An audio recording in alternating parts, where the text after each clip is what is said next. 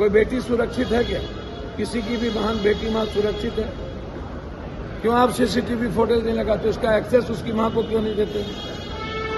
आप दीजिए, उसकी माँ उसको वॉच करे। हमेशा डाइवर्ट करने की कोशिश आपने की। आप हॉस्टल को सील नहीं किए। इतना हॉस्टल आया कहाँ से? 12,000 रुपया महीना कमाता था, 100 करोड़ रुपया कहाँ से आएगा? पीएमसीएच के डॉक्टर को रिपोर्ट को मानने को तैयार नहीं। आप एम्स भेज दिए, उसको भी आधा अधूरा कागज दिए।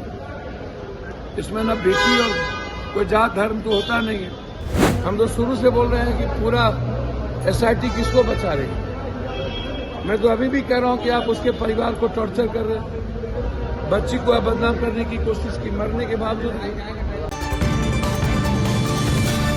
पप्पू यादव भड़क उठे हैं और कह रहे हैं कि मैं तो पहले से ही कह रहा था कि नीट छात्रा के साथ गलत हुआ है। पुलिस अब इस मामले में कड़ी से कड़ी कार्रवाई करे। नमस्कार, दर्श न्यूज़ देख रहे हैं आप, मैं हूं अनुराग। पप्पू यादव का बड़ा बयान आया है। इससे पहले आपको बता दें, आज नीट छात्रा के मौत के मामले में जो चित्रगुप्त नगर की थाना प्रभारी है रोशनी कुमारी, उन्हें सस्पेंड कर दिया गया और साथ ही साथ जो कदम कुआं के एसआई हैं उन्हें भी सस्पेंड किया गया है। 2 लोगों को सस्पेंड किया गया है। और इस बीच जो है गृह मंत्री सम्राट चौधरी ने आज एसआईटी की पूरी टीम को बुलाया और जो है कड़े निर्देश दिए हैं इस मामले में। जिस तरह से जो बातें निकल कर सामने आई कि गृह मंत्री ने फटकार लगाई है, क्योंकि इस मामले में जो है सरकार की किरकिरी हो रही है और पटना पुलिस की काफ़ी किरकिरी हुई है। तो ऐसे में आज इस एक्शन लिया है गृह मंत्री सम्राट चौधरी ने और उधर सीआईडी की टीम भी शंभू गर्ल्स हॉस्टल पहुंची। तो आज ये 3 बड़े मामले निकलकर सामने आए। गर्ल्स हॉस्टल के मामले में सबसे बड़ी बात है कि रोशनी कुमारी, जिन पर तमाम तरह के सवाल खड़े हो रहे थे, उन्हें सस्पेंड कर दिया गया। पप्पू यादव गरज रहे हैं, कह रहे हैं कि जो रिपोर्ट आई है, दरअसल रिपोर्ट जो आई है उसको लेकर जो है पप्पू यादव और भी आक्रामक हैं। दरअसल जो रिपोर्ट सामने आई है एफएसएल की, जिसमें बताया गया है कि अंडरगारमेंट्स पर पुरुष स्पर्म पाए गए हैं। उसके बाद जो रेप की बात कही की पुष्टि होती दिख रही है। हालांकि अभी एम्स के रिपोर्ट का इंतजार किया जा रहा है। इसके पहले पीएमसीएच के रिपोर्ट में कहा गया था कि पोस्टमार्टम का जो रिपोर्ट आई थी उसमें कहा गया था कि छात्रा के साथ सेक्सुअल हरासमेंट हुआ है। तो इन सब बातों को लेकर पप्पू यादव गुस्से में हैं, चीख रहे हैं और कह रहे हैं कि मैं तो पहले ही कह रहा था। क्या कह रहे हैं सुन लीजिए आप। कोई बेटी सुरक्षित है क्या? किसी की भी बहन बेटी माँ सुरक्षित है? क्यों आप सीसीटीवी फुटेज नहीं लगाते? उसका एक्सेस उसकी माँ को क्यों नहीं देते? आप दीजिए, उसकी माँ उसको वॉच करे। किसी हॉस्टल में लड़का और कोई मर्द एंट्री कैसे लेते? बचा किसको रहे थे? किसका किसका रिश्ता है इन सिन्हा जिसको आपने जेल भेजा? आप तो सारी दिन बोल रहे थे, क्यों नहीं आप उसको क्या खुलासा? पहले तो डेली बोल रहे हैं। हम तो 6 तारीख से बोल रहे हैं बलात्कार हुआ है। हम तो 6 तारीख नीलू अग्रवाल का बेटा बलात्कार में है। हम तो शुरू से बोल रहे हैं डॉक्टर ने बचाया है। हम तो शुरू से बोल रहे हैं कि पूरा एसआईटी किसको बचा रही है। मैं तो अभी भी कह रहा हूं कि आप उसके परिवार को टॉर्चर कर रहे हैं, बच्ची को बदनाम करने की कोशिश की, मरने के बावजूद नहीं। हम तो 6 तारीख उसके घर पे जाके भी बोले, आपने कपड़ा क्यों धोया? आपने साहब कौन कौन लोग हैं इसमें? आप पुलिस तो थी नहीं, तो कौन कौन लोग? फिर पुलिस किसको बचा रही? अब ये लोग बड़ी बड़ी मछलियों को, नेताओं को, सबको बचाते हैं। मैं तो 300-400 डेली लड़कियों का फोन कॉल आता है मुझे। मैं डेली बात कर रहा हूँ। हालात अच्छे नहीं है।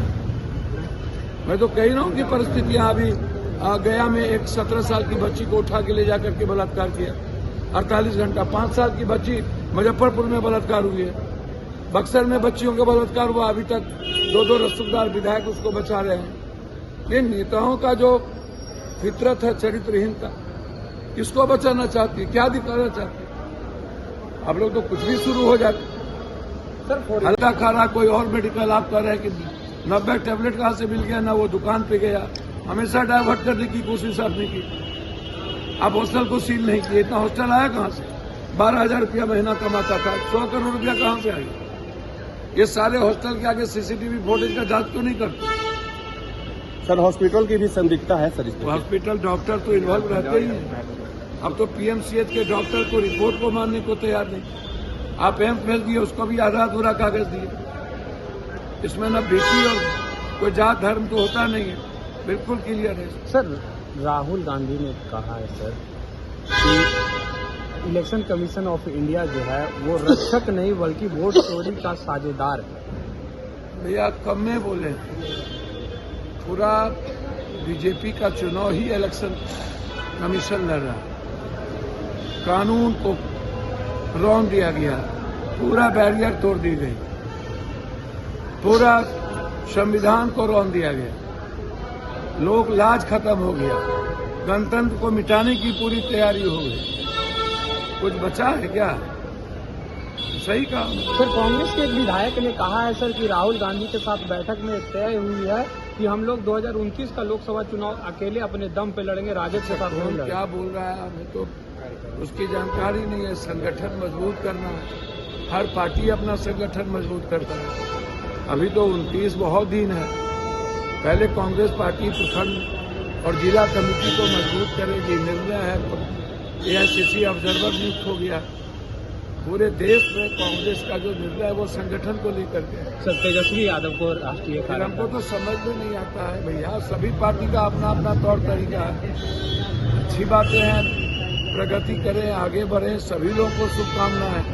सबको अपने अधिकार है, आलोचना का तो कोई गुंजाइश है नहीं। आप हमेशा राजनीति में हमको क्या, हमको आप पूछिए, यूजीसी का पूछिए, हमसे हर चीज पूछिए। तो सुना आपने कि पप्पू यादव बता रहे हैं कि मैं तो पहले ही कह रहा था कि उसके साथ गलत हुआ है, लेकिन मामले की लीपापोती की जा रही थी, लेकिन उस बच्ची को इंसाफ हम दिलाकर रहेंगे। तो पप्पू यादव इस पूरे प्रकरण में फिर से एक बार गरज बरस रहे हैं सरकार के खिलाफ और कटघरे में खड़ा कर रहे हैं पूरी सरकार को और पुलिस को। बने रहिए दर्श न्यूज़ के साथ, तमाम खबरों से आपको अपडेट रखेंगे। फिलहाल के लिए इतना ही, धन्यवाद।